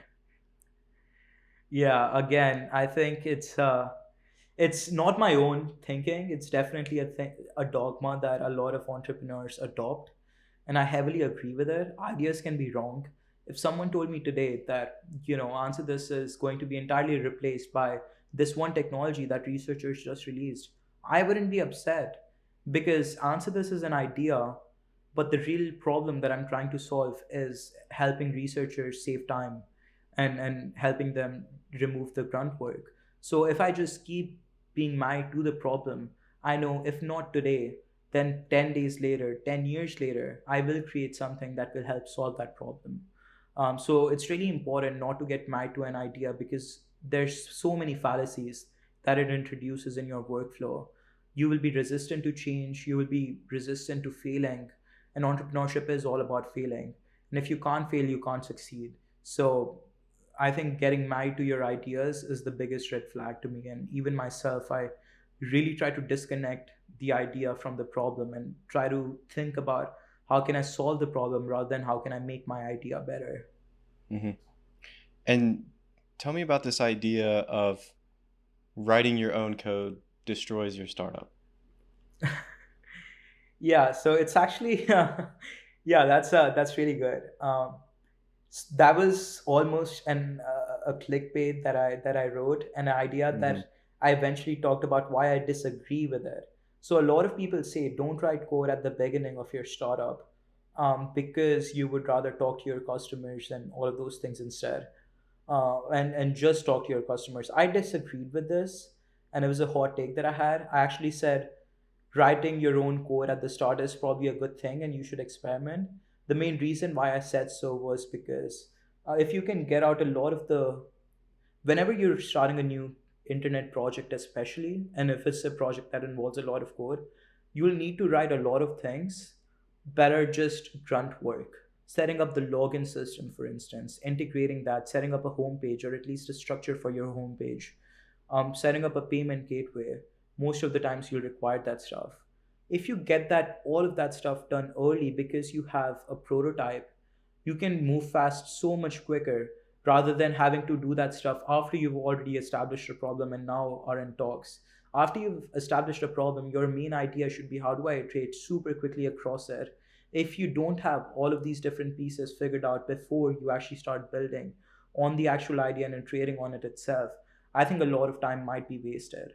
So my entire point across this thing was, well, just start coding because first you'll collect all of your data. You'll be able to validate your initial assumptions um, quicker. And if you are super quick at doing all of these things, then you're probably going to have a thing that you can iterate on, and there'll be a lower barrier, right? You might explore the entire problem space, but then say, well, I don't know if technology this is possible or not, and you've wasted all of that time. Instead, if you start with coding and working on something in mind, I think just personally it motivates me a lot to keep working on it further. If I hadn't written the first piece of code that I wrote for Answer This back in the day, which it doesn't even use that anymore, but if I hadn't written that, I probably wouldn't have took the initiatives to make the website in itself. So that's why I think writing code early on is super important. And even if you have to throw that code away, you should probably write code at the early stages of your startup. Got it. Yeah. Um, and I was curious about your thoughts on Bend versus Python. I know you've posted about this. I wanted to see what you thought. Yeah, so Ben is just it's a new language. I haven't looked into it too much after I made the post, only because it's a super experimental thing. But I Hmm. think if it does get popularized, it's probably going to make parallelization super fast. And it goes into a lot of specifics because it's a technology opinion rather than an actual philosophical or dogma. But if Ben does get as good as it's claiming to be, then making software that is super fast and reliable will probably become easier. And that was the point that I was trying to raise with that. We probably need to work on optimizations that occur internally rather than having to depend on developers to do that. So instead of me making my code parallel and making it fast and making it optimized, if I was working in a language that did either force me to do all of those things or did those things for me, then I'd probably save a lot of time and make a better product as a result of it. Hmm. But yeah, I love Python. I think right now all of the other languages that do sort of support this are very, very new, are prone to breaking. They haven't been developed further. But if I did have $1 million, then I would probably invest a big chunk into making these languages better. Yeah. If anyone wants to learn about parallel computing, go check out my episode with Shabam Pandi where we discussed this and many other computing subjects. Just had to throw in a quick plug there. But Shabam is great, and he went into amazing detail about parallel computing and all these different supercomputing aspects. Um, I'm curious about just your general take on the philosophic question between writing and code, and really like idea generation in general. Um, where do we draw the line between like originality and human work and then AI? I know coding can suffer from this too, right? Like if you have AI writing all your code, then there's certain ideas that are kind of going to get weeded out that a human would have come up with, you know? Great question, by the way, on the use of AI in coding and what is my take on that. My take essentially is I love it. I use AI to code all the time. A lot of the things in coding are all just about implementation after you have the initial idea. And if something can help me implement that fast, then obviously, love that. And I'm going to use that. So I've been a big fan of coding using AI since the early days of GPT-4. I was subscribed to GPT-4 essentially from the day that it came out, and I've been using it for code ever since. Now I've switched to Anthropic's Claude because I just think it does a better job. But yeah, essentially, I use AI to code all the time, and it's actually different from how people think that AI would be coding. So I don't tell AI, create this app for me where I have this, this, and this, because it just can't do that. Instead, I might say something like, design a function that has the input as the location parameter, and the output is an API calls response to the location. It's still very, very specific things that I need to prompt it with, but it's essentially able to do a lot of the laborious work of designing those functions for me. It still can't create entire applications, especially the ones as complicated as AnswerThis. So I'm not necessarily worried about it, replacing entrepreneur shops and creating entire products by itself. But it probably saves me around 10 times the time as if I were to write all of those things myself. A lot of the times I use it as a pair programmer, ask it for ideas, do a sanity check on me. Again, AI can write stuff that's false. So I've actually faced this a couple of times myself where I would ask AI to write something, gives me something, I use it, and then suddenly I find out that one piece of the whole thing isn't working. So it still works like 99%, but like this one component, it just left that out in the whole code. So that's a big issue, I'd say. And it's difficult to catch, especially in large applications. And that's why I only try to use AI to do very small things. It still does save me a lot of time, even if I use it to do small things, and I'm super for it. But yeah, if you're using it to write entire classes, for instance, and coding, then really test each and every function and try to compare it with what you would write yourself. Yeah, I subscribe to that fully. I do a lot of numerical modeling and kind of modeling in general with the ice sheet stuff that I do, and I can definitely attest to like you can't ask it to build a whole model for you, but you could definitely like sanity check, like you were saying, or find a model somewhere that someone made and then be like, okay, what does this actually mean like mathematically? Can you write like the actual summation in um, like normal mathematical notation for me and help me understand this better? So yeah, it really is an amazing supplement. Yeah, and it's not perfect.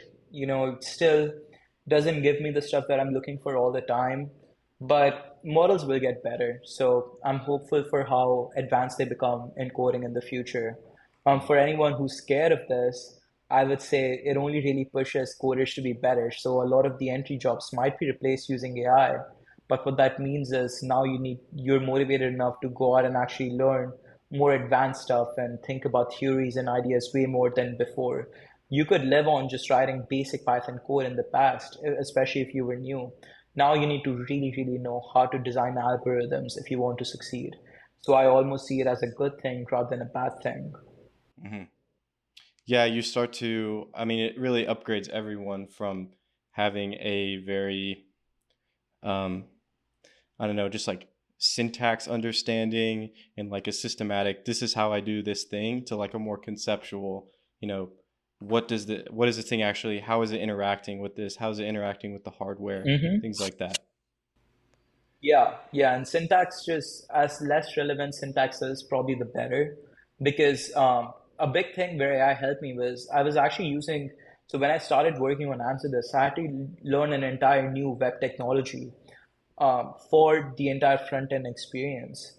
So I had a partner who was designing the front end with me, and I had never worked in that technology stack before. I think the last time I worked on it was like 4 years ago when I was really young. But using AI, I obviously knew how algorithms worked, how front pages work, how everything should be connected. I just picked it up so easily because it would take care of the syntax for me. And I think that's really powerful. The same thing happened when I tried to create a mobile application. I knew all the algorithms and how API should be doing, how databases should be interacted with, and I didn't have to worry about learning the syntax at all. Yeah, yeah, it's all beautiful stuff. Really, really cool, really interesting. Um, really excited to see where it's going. On the topic of using AI tools, I'm curious how Microsoft Clarity has kind of helped answer this, and I see that you've been posting about it and things like that. Yeah, to every new startup, I'd say really, I've been giving Microsoft Clarity a lot of free representation, but just because it's such a good tool. And I think, the same thing actually happens to Answer This, where people just post about it. They're like, oh, it's so good that I can't stop talking about it. Microsoft Clarity is sort of similar in the sense that I've been able to learn a lot from the user experience without necessarily users reaching out to me myself. So if someone is spending 10 minutes on the sign up page, I know something's wrong there. And that's something that I can quickly find out using a tool like Microsoft Clarity, which essentially lets me see user statistics and all of these different stats on how long a user is on the page, what are they clicking on, all these sort of parameters. So yeah, it's allows me to optimize my web page a lot more. I'd say in just terms of user experience, AnswerThis is probably 200 times better than what it started off as because it took minutes to compute the answer versus seconds now. And that delta is huge in terms of users actually using your app for a long time and regularly. Hmm. Yeah, and on that topic, I know you've mentioned a couple times about things you want to improve for the future. Can you tell me more about, what the exact things are that you want to improve moving forward and maybe some new features that you have in mind?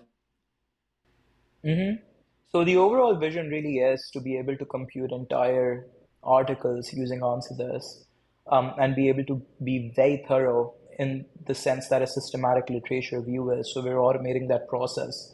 That's what we've been saying for the longest time. AnswerThis essentially creates comprehensive literature reviews. We just want to get better at it with each year.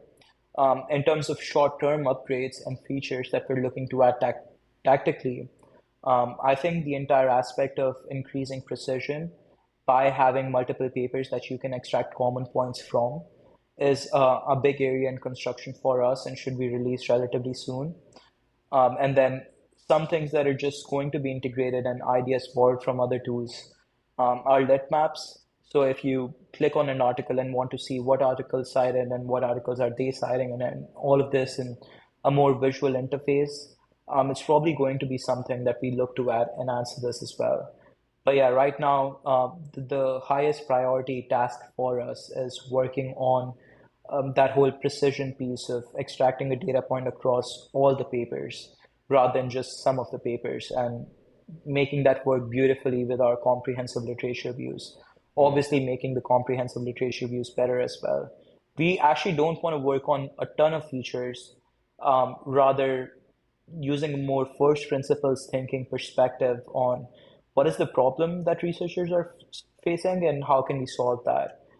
So as little features as we can have in solving those problems, the better, because we have to maintain less stuff. We can probably spend all of our energy on perfecting one thing rather than create 10 different things.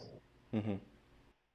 Well, awesome. Yeah, I don't want to take up too much of your time today. We're getting to that 2 hour point. But before we go, I want to give you a platform to kind of let people know where they can find you, where they can contact you. You've already talked about what the best place to submit queries and criticisms and compliments to answer this is, but what about you?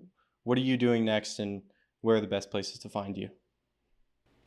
Yeah, if anyone wants to connect, and I would love to connect with anyone, you can either reach out to me using LinkedIn, and you can just put my LinkedIn in the podcast description, or you can email me directly at Ayush, AYUSH, at answerthis.io. I read all the emails that come to me on that email, so anyone who reaches out, I'll be sure that I reply to them.